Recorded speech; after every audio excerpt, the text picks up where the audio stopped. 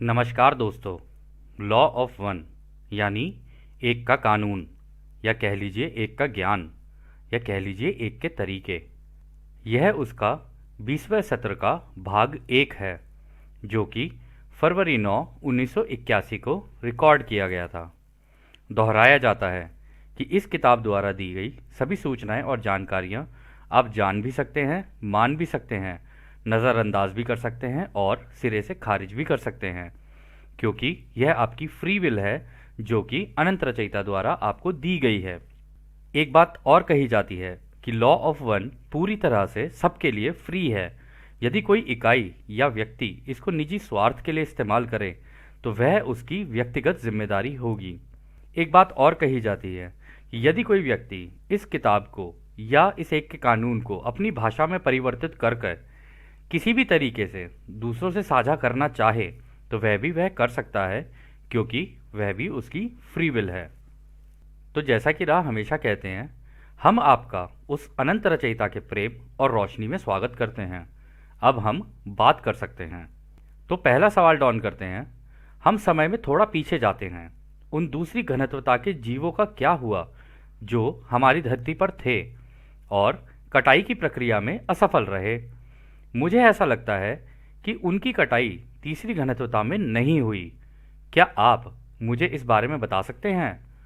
तो रा कहते हैं, दूसरी घनत्वता के जीव तीसरी घनत्वता में अपनी दूसरी घनत्वता के कुछ अनुभव दोबारा दोहरा सकते हैं। तो डॉन कहते हैं, तो क्या इसका मतलब 75,000 वर्षों के चक्र की शुरुआत में जिन दूसरी घनत्वता के जीवों की कटाई अगली घनत्वता में नहीं हुई थी, वो अभी भी हमारी धरती पर दूसरी घनत्वता के अनुभव ले रहे हैं? क्या इनमें से किसी जीवों की कटाई तीसरी घनत्वता में पिछले 75,000 वर्षों में हुई है? तो दोस्तों, यहाँ पर डॉन ये कह रहे हैं कि 75,000 ईयर्स की साइकिल में हो सकता है कि सेकंड डेंसिटी के जो बींग्स हों, उनका बींग्स मतलब जानवर और ये सारी चीज़ें, तो हो सकता है उनकी कटाई ना हुई हो। तो क्या वो यहाँ पर दोबारा जन्म लेकर अपने एक्सपीरियंसेस को, अनुभवों को ले रहे हैं? और ये भी कि क्या उनमें से कुछ मतलब इंसानी रूप भी ले चुके हैं? तो रा कहते हैं, हाँ, यह काफ़ी हद तक सही है। तो डॉन कहते हैं, तो इसका मतलब ज़्यादा से ज़्यादा दूसरी घनत्वता के जीवों की कटाई तीसरी घनत्वता में हो चुकी है। क्या आप मुझे किसी ऐसी दूसरी घनत्वता के जीव का उदाहरण दे सकते हैं जिसकी कटाई तीसरी घनत्वता में हो गई हो? तो रा कहते हैं, हाँ, इसका सबसे आम उदाहरण वे जीव हैं जिन्हें आप पालतू जानवर कहते हैं। वे जानवर जो तीसरी घनत्वता के जीवों के संपर्क में आते हैं और अपने होने का उन्हें एहसास होता है। यह व्यक्तिकरण उनकी क्षमता में तेजी से वृद्धि का कारण बनता है, ताकि उनके भौतिक शरीर की मृत्यु के बाद वे दोबारा इस प्रजाति की चेतना में वापस आ सकें। तो दोस्तों, यहाँ पर रा ये कह रहे हैं कि हाँ, कुछ तो आए हैं। मतलब जो हमारे पालतू जानवर होते हैं, जैसे हम लोग, कोई गाय पाल लेता है, कोई किसी ने कुत्ता पाल लिया, किसी ने बिल्ली पाल ली, किसी ने चूहा पाल लिया, और ऐसे ऐसे कलाकार भी हैं जो अजगर भी पाल के बैठते हैं। ठीक है ना? तो पालने को तो आप कुछ भी पाल सकते हो, लेकिन जो भी आपने पाला है उसको अगर ये एहसास हो गया कि हाँ, मैं हूँ, मेरे का अस्तित्व है, क्योंकि आप उसको किसी न किसी नाम से बुलाओगे, तो उसके कारण उनकी पहले भी जिन लोगों के हुआ करते थे ना पालतू जानवर, तो वो जानवर भी यहाँ पर अब इंसान का रूप ले चुके हैं। और जिनके पास अभी ऐसे जानवर हैं, उनके जानवर भी उनका भौतिक शरीर खत्म होने के बाद, यानी मृत्यु के बाद, वो दोबारा इंसान का रूप लेंगे अब। तो खैर, आगे डॉन बोलते हैं, तो फिर वह जीव जिसकी हाल ही में दूसरी घनत्वता से तीसरी घनत्वता में कटाई हुई है, वह किस प्रकार का इंसान बनता है? तो रा कहते हैं, उसे तीसरी घनत्वता के सबसे निचली कंपनता और आम चेतना के रूप में मिलता है। तो फिर आगे डॉन कहते हैं, तो फिर वह इंसान के रूप में तीसरी घनत्वता की समझ की शुरुआत करेगा। क्या यह सही है? तो रा कहते हैं, हाँ, यह सही है। तो दोस्तों, ये जो बनते हैं ना, ये बनते हैं जैसे कि जिनका दिमाग, मतलब जो दुनिया के खेलों को समझने में लगे हुए हैं, बस कि दुनिया में क्या चल रहा है, ये क्या चल रहा है, उनकी ज़िंदगी जैसे नॉर्मल चलती है वैसी चले जा रही है। उन्होंने अभी तक अपने दिमाग का स्तर उतना बढ़ाया नहीं है कि वो इन सब चीज़ों को समझ पाएँ। तो उनके लिए जैसी वही रोज़मर्रा की ज़िंदगी चलती है, आज कमाया, कल खाया, फिर परसों फिर कमाया, फिर परसों मतलब फिर खाया, ऐसी चलती रहती है उनकी ज़िंदगी। मतलब डेली डेली टाइप की ऐसी ज़िंदगी होती है उनकी। तो आगे डॉन कहते हैं, आपने कहा था कि भौतिक शरीर में तेजी से परिवर्तन और दूसरी घनत्वता से तीसरी घनत्वता में बदलाव लगभग 1.5 पीढ़ी में हुआ। शरीर के बाल झड़ गए और संरचना बदल गई। ड्यूई बी लार्सन, जो भौतिक विज्ञानी हैं, कहते हैं कि सब कुछ गति और कंपन है। तो क्या मैं यह मानने में सही हूं कि बुनियादी कंपन इन दो घनत्वताओं के परिवर्तन के इस छोटे से अवधि में बदलती है, जो नए प्रकार के शरीर के लिए जगह बनाती है? क्या यह सही है? तो दोस्तों, इस सवाल में डॉन क्या कह रहे हैं? वो ये कह रहे हैं जब कोई सेकंड डेंसिटी से थर्ड डेंसिटी में आता है, मतलब कि पहले तो वो जानवर होगा, अब जानवरों के बाल देखोगे वो सारी चीज़ें अलग, ठीक है, जैसे वो इंसान में आता है फिर उनके बाल झड़ गए, सारी चीज़ें हो गई, धीरे धीरे धीरे करके वो आगे बढ़ते हैं। तो डुई बी लार्सन एक फिजिसिस्ट था, ठीक है, तो उसका ये कहना था कि सब कुछ स्पीड और वाइब्रेशन है, मतलब फ्रीक्वेंसी और वाइब्रेशन। वो भी कुछ ऑलमोस्ट ऐसे ही कहता था जैसे टेस्ला कहता था, लेकिन उसने फ्रीक्वेंसी की जगह पे उसने स्पीड की बात की। तो उसकी वजह से उसने कहा है कि यहाँ पर जब दो एक एक मतलब डेंसिटी से दूसरी डेंसिटी में कोई ट्रांसफर करेगा तो ये स्पीड और कंपनता की वजह से होता है, कि मतलब वो स्पीड से आगे तो बढ़ा लेकिन उसकी कंपनता भी बढ़ गई। अगर कंपनता बढ़ेगी तो उसके शरीर के बाल झड़ जाएंगे, और जो चीज़ तेजी से कांपेगी उसको वो उतनी हल्की होती चली जाएगी। तो रा ने भी यहाँ पर ये कहा हाँ, उसका कॉन्सेप्ट सही है। तो आगे डॉन कहते हैं क्या डुई लार्सन का भौतिक विज्ञान सही है? तो रा कहते हैं हाँ, ड्यूई लार्सन का भौतिक विज्ञान सही है जहां तक जा सकता है। हालांकि ऐसी कुछ चीजें हैं जो इसमें शामिल नहीं हैं, पर इस शख्स के बाद आने वाले कुछ वैज्ञानिक कंपन की मूल अवधारणा और उससे संबंधित विकृतियों का उपयोग करके उन चीजों को समझने लगेंगे जिन्हें आप गुरुत्वाकर्षण के रूप में जानते हैं और जिन चीजों को आप एन डायमेंशंस मानते हैं। तो दोस्तों, यहाँ पर वो ये कह रहे हैं कि हाँ, मतलब हो तो सकता है इस्तेमाल इसकी उसका इसकी नॉलेज का, जो डी लार्सन के पास जो साइंस और ये सारी नॉलेज थी, कह रहे लेकिन जब तक कंपनता का तुम लोगों को पता नहीं चलेगा ना, क्योंकि हर चीज़ अलग अलग उस पर कांप रही है। अब अगर आप इस ग्रह के ऊपर ही अगर आप लगा के चलो ना, अगर आप एक पेड़ पौधा, इतनी सारी स्पीशीज हैं, अगर उनकी कंपनता अगर आप चेक करने लग गए, हर किसी की अलग अलग मिलेगी, और उनके अंदर भी उनके अंदर अलग अलग मिलेगी, क्योंकि उनकी सोच भी अलग चल रही है। तो इस तरीके से सारी चीज़ें ना कंपनताओं की वजह से बनी हुई हैं। तो यहाँ पर वो ये कह रहे हैं कि अब आगे आने वाले जितने साइंटिस्ट होंगे ना, वो इसके बारे में बात करेंगे। और ऐसे कुछ साइंटिस्ट हैं जैसे मिचियो काकू हो गया, और भी दो चार और हैं जिन लोगों ने इसके ऊपर बात की है। तो वो लोग आज की डेट में यही कहते हैं कि नहीं नहीं, डायमेंशंस बहुत सारी हैं, मतलब कि ऐसा नहीं है कि केवल यही थर्ड डेंसिटी है जिसमें हम लोग रह रहे हैं। वो कहते हैं कि चौथी भी है, पांचवी भी है, छठी भी है, सातवीं भी है, ऐसे करते करते उन्होंने तो 11 तक बोल रखा है। लेकिन हर डेंसिटी अलग अलग कंपन ताप में कांप रही है। अब उस कंपन ताप को कौन कितने अच्छे से समझ पाएगा ना, ये है वो टास्क फाइनल। लेकिन इसको जानना इतना आसान नहीं है। चौथी घनत्वता में भी जाओगे ना तो उसके अंदर भी मल्टीपल कंपनताएं होंगी, पांचवी में जाओगे उसके अंदर भी मल्टीपल होंगी। तो एक जगह से बैठ के कोई ये नहीं कह सकता जी हाँ मुझे चौथी घनत्वता पूरी पता चल गई, पांचवी पूरी पता चल गई। पूरी नहीं, उसका एक हिस्सा पता चल सकता है लेकिन पूरी नहीं पता चल सकती। पूरा तो इस ग्रह पे रह के हम लोगों को नहीं पता पूरा का पूरा कि भाई इस ग्रह में और कितने देश हैं, कहाँ पे किस जगह पे क्या चल रहा है, लोग कैसे सोच रहे हैं, क्या सोच रहे हैं, एकदम से पूरा पता नहीं लगाया जा सकता। हाँ, लेकिन अगर आप किसी तरीके से मेडिटेटिव स्टेट के अंदर चले जाओ और रचयिता की बनाई हुई प्योर जो फील्ड्स हैं, जो वो है जो तरंगे हैं, उनको समझने लग गए ना, तो फिर आप किसी की भी कंपनता को बता सकते हो कि इसकी कंपनता कैसी है। और वो पता चलती है उस व्यक्ति की सोच से कि ये सोचता कैसे है, जैसा वो सोचेगा वैसे ही उसका कर्म होगा। तो खैर, आगे डॉन कहते हैं तो क्या डुई लार्सन ने इस ज्ञान को मुख्य रूप से चौथी घनत्वता में उपयोग के लिए लाया था? तो रा कह रहे हैं हाँ, यह सही है। तो मतलब यहाँ पे वो ये कह रहे हैं कि ये डुई लार्सन है ना, अगर इसकी साइंस अच्छी तरीके से कोई इस्तेमाल करना सीख जाए तो वो एक्चुअली वो साइंस है जो इस्तेमाल होती है चौथी घनत्वता में। उससे बहुत कुछ किया जा सकता है, मतलब प्रेम का ज्ञान। रोशनी का ज्ञान तो खैर आगे आएगा, लेकिन प्रेम का ज्ञान हो जाएगा उससे अच्छे से कि कंपनताएं कैसे अलग अलग चलती हैं। तो खैर, अगला सवाल डॉन करते हैं। धन्यवाद। कल हम उस विभाजन के बारे में बात कर रहे थे जो तीसरी घनत्वता में होता है।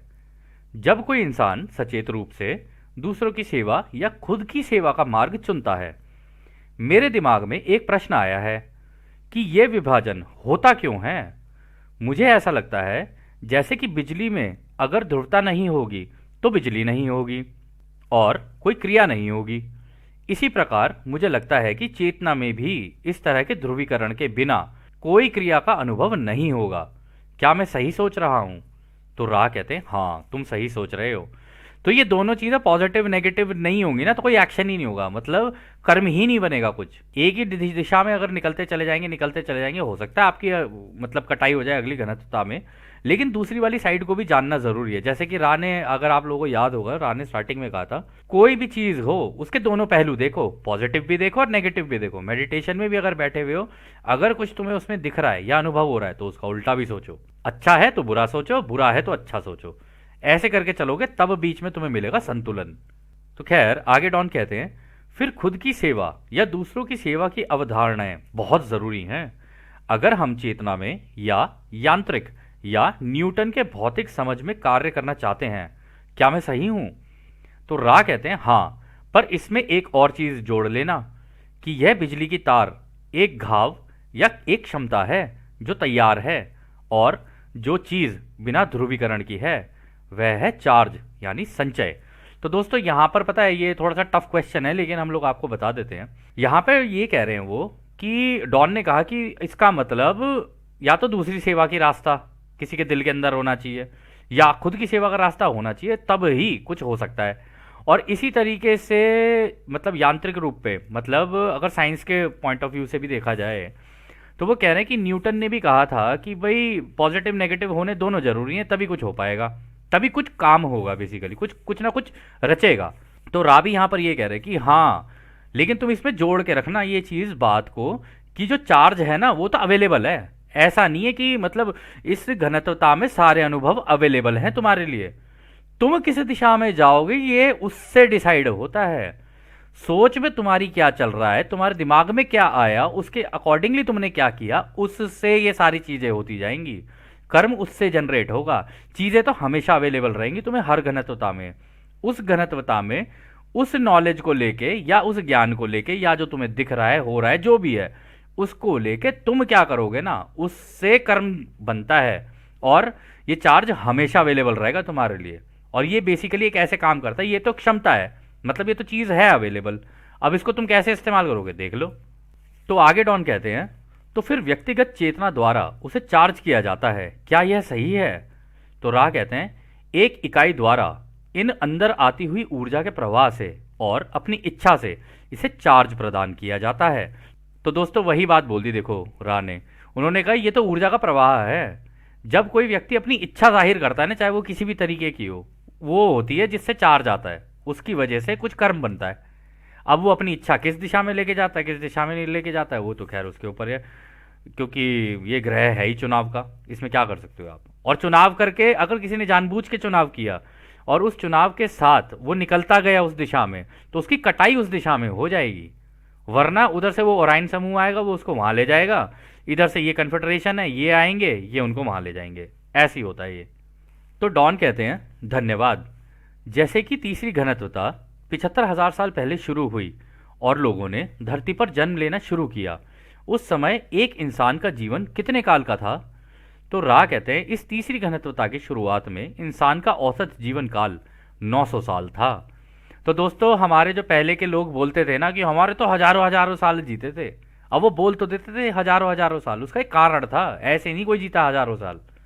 उस टाइम पे उस सभ्यता का भोलापन ही इतना था कि वो तो सीखना शुरू किया था उन्होंने, इसलिए लंबे लंबे जी गए वो, और अपने एनवायरनमेंट के साथ रहते थे।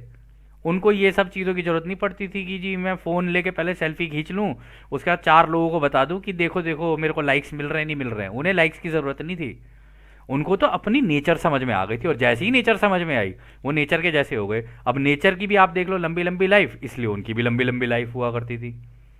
तो खैर आगे डॉन कहते हैं, तो फिर जैसे जैसे हम तीसरी घनत्वता के अनुभव में आगे बढ़ते हैं, क्या औसत जीवन काल लंबा या छोटा होता गया? तो रा कहते हैं, इस घनत्वता में इस जीवन काल का एक विशेष उपयोग है, और यह जीवन काल पूरे चक्र में समान रहता है। हालांकि आपके ग्रह ने दूसरे बड़े चक्र तक कुछ ऐसे कंपन विकसित किए हैं जिसने इस जीवन काल को नाटकीय रूप से छोटा कर दिया है। तो दोस्तों यहाँ पे कुछ जो रा कह रहे हैं ना, वो ये कह रहे हैं कि देखो पहले तो लंबा हुआ करता था, ठीक है, लेकिन ना जैसे ही दूसरा चक्र आया, यानी सेकेंड 25,000 साल की साइकिल आई, तो कुछ नाटकीय तरीके से कुछ ऐसा हुआ कि लोगों की जिंदगियां छोटी होनी शुरू हो गई।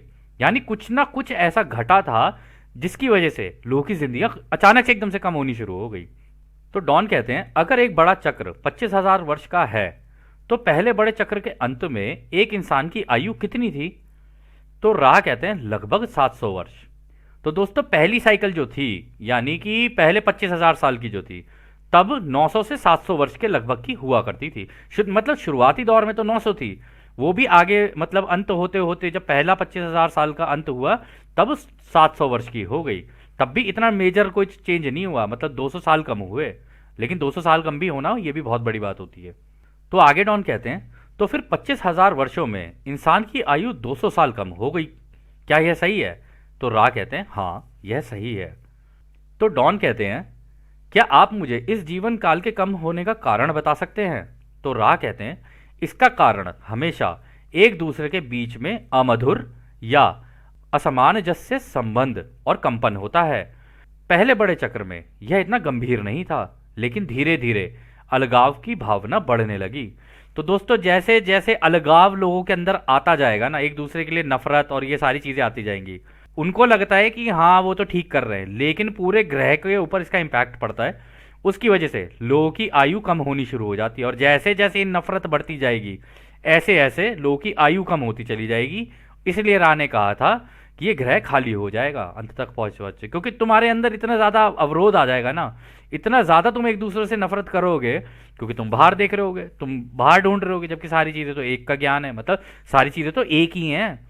तुमने जो देख के सीखा अब तुम उसको लागू करोगे, और जैसे ही तुम लागू करोगे इसका प्रभाव तुम्हारे ऊपर भी पड़ेगा और तुम्हारे आसपास वालों पर भी पड़ेगा, सबके ऊपर ही पड़ेगा, पूरे ग्रह पर। तो डॉन यहां पर ये कहते हैं तो मैं मान रहा हूं कि इसमें से किसी एक चक्र की शुरुआत में या तो सकारात्मक ध्रुवीकरण हो सकता है या नकारात्मक ध्रुवीकरण हो सकता है। क्या नकारात्मक ध्रुवीकरण और इंसान की आयु कम होने का कारण मंगल ग्रह से आने वाले लोगों का प्रवाह है, जो पहले से ही नकारात्मक रूप से ध्रुवीकृत हो चुके थे? तो दोस्तों यहाँ पे डॉन कह रहे हैं कि क्या देखो, पॉजिटिव और नेगेटिव किसी भी साइकिल के अंदर कभी भी हो सकता है। तो वो कह रहे हैं कि क्या इस धरती के ऊपर ये जो मार्स से जो प्रजाति यहाँ पर आई थी उनका जो नेगेटिव बिहेवियर था, क्योंकि उन्होंने अपना प्लेनेट पूरा खराब कर लिया था, ठीक है, खुद भी मर गए वहाँ पे। कह रहे वहाँ से जब वो यहाँ पर आए, क्या इस उनकी सोच की वजह से हुआ है क्या ये, कि उन्होंने अपनी डायरेक्शन में ले जाने की कोशिश की चीज़ें? तो रा कहते हैं नहीं, यह गलत है। इस प्रवाह के कारण कोई मजबूत नकारात्मक ध्रुवीकरण नहीं हुआ था। इंसान की आयु कम होने का कारण मुख्य रूप से सकारात्मक विकास के निर्माण की कमी थी। जब भी कोई प्रगति नहीं होती तो वे हालात जो प्रगति प्रदान करते हैं धीरे धीरे खो जाते हैं, और इस प्रकार उन्नति के अवसर लगातार कम होने लगते हैं। दोस्तों ये बहुत महत्वपूर्ण बात है। यहां पे अगर आकर किसी ने चुनाव करके जानबूझ के अपनी चीजों को शुरू नहीं किया ना, और लगा रहा इसी मायाजाल के खेल के अंदर, तो धीरे धीरे जिंदगी छोटी होने लग जाएगी। क्योंकि वो अभी आगे राह बता देंगे कि वो पहले ये सारी चीजें लगा के आता है। अब तूने खेला ही नहीं खेल, ना तू इधर गया ना तू उधर गया, बीच में अटक गया। इस वजह से जब तूने खेल ही नहीं खेला तो तू अब हो ही जाएगी तेरी जिंदगी कम। इस वजह सारा का सारा होता गया और धीरे धीरे सबकी लाइफ कम होती चली गई। क्योंकि दोस्तों आपको याद होगा हमने एक सत्र में कहा था कि ये मायाजाल का खेल है, फ्री विल रचयिता ने दे रखी, एक जगह पे आजादी का उल्लंघन नहीं कर सकते और उसको खेलना है।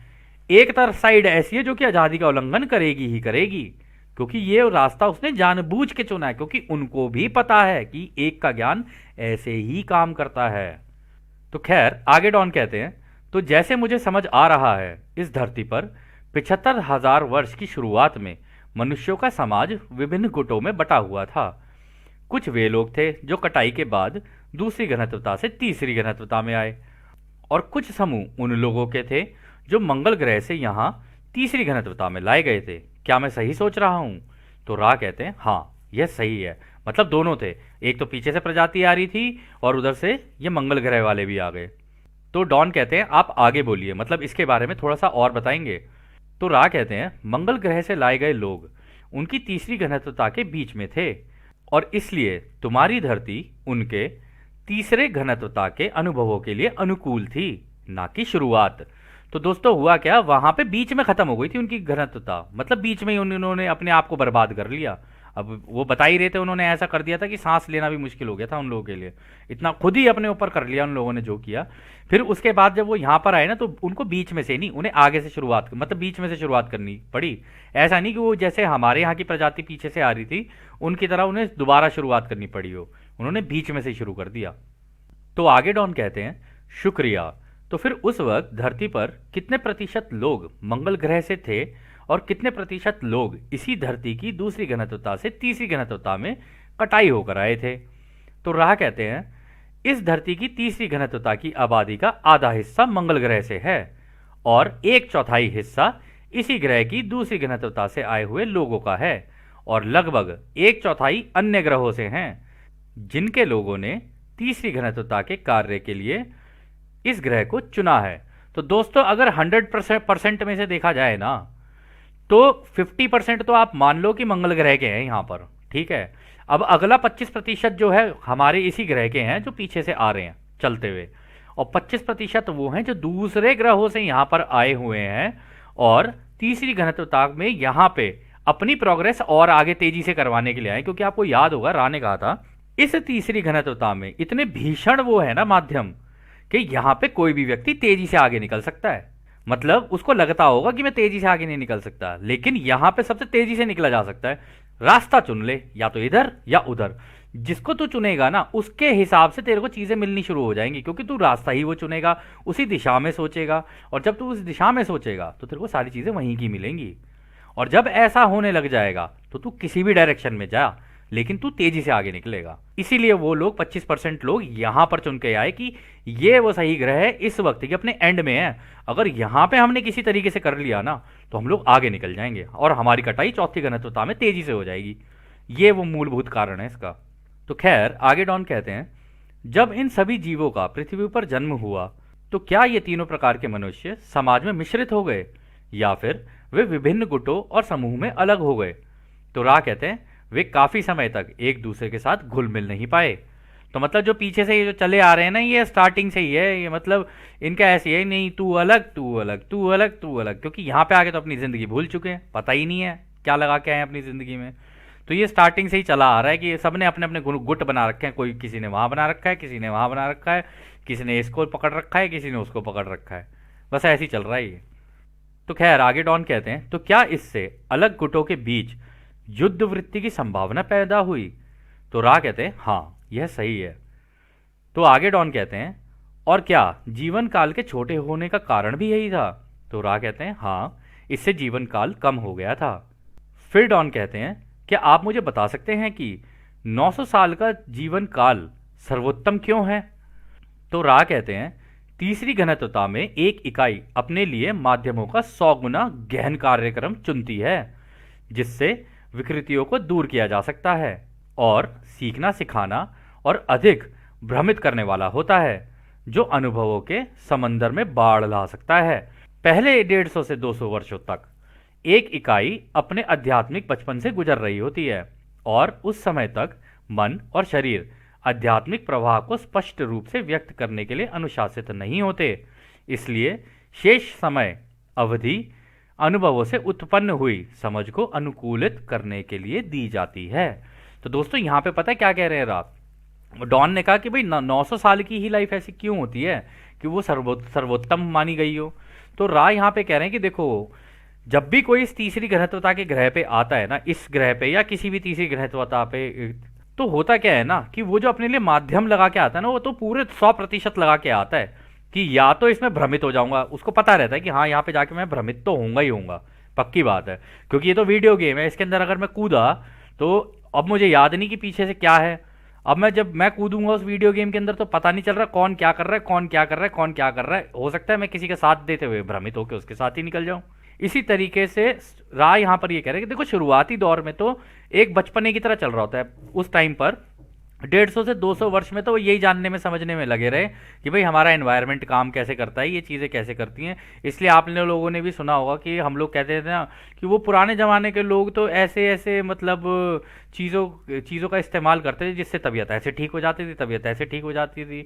आज भी मतलब दादा दादी के नुस्खे चल रहे हैं हमारे, तो वो इसी कारण चल रहे हैं क्योंकि वो उस ज़माने में पहले स्टार्टिंग से होती आ रही थी चीज़ें। वो लोग वहाँ पर उन लोगों ने सीखा, फिर धीरे धीरे करके, मतलब धीरे धीरे हुआ सारा कुछ, धीरे धीरे करके आगे बढ़े और फिर एंड तक पहुंचते पहुंचते सबको पता रहता था, क्योंकि उन लोगों ने दोबारा जन्म भी लिए होंगे यहाँ पे, उनको भी पता होगा कि भाई अंत तक पहुंचते पहुंचते तो बहुत कुछ ड्रामा होगा। कोई भी किसी भी डायरेक्शन में निकल सकता है, हो सकता है कि दूसरे के खिलाफ निकल जाए, हो सकता है कि दूसरों को अपना माने और दूसरों की सेवा के रास्ते पे निकल जाए। तो वो ये कह रहे हैं कि स्टार्टिंग में वो अनुशासित नहीं होते, उन्हें पता नहीं होता, बाद में जाके प्रोसेसेस सिस्टम्स बनते हैं, उन सिस्टम्स के अकॉर्डिंगली जब वो लोग काम करते रहते हैं ना, फिर उनको पता चलता है कि ये सिस्टम मेरे लायक है या मेरे भले के लिए है या मेरे खिलाफ है, या फिर ये चीज़ मेरे अच्छे के लिए है या मेरे बुरे के लिए है। इसकी वजह से उसका यहाँ पे चुनाव जो है ना वो तेजी से होने लग जाता है चीज़ों का। तो खैर दोस्तों, इस सत्र को अब हम यहीं समाप्त करते हैं, इसका दूसरा भाग हम अगला बनाएंगे। और जैसा कि राह हमेशा कहते हैं, अब हम आपको उस एक अनंत रचयिता के प्रेम, उसकी रोशनी, उसकी शक्ति और उसकी शांति में छोड़कर चलते हैं। आद ने हमारे दोस्तों, आद ने वासु। धन्यवाद।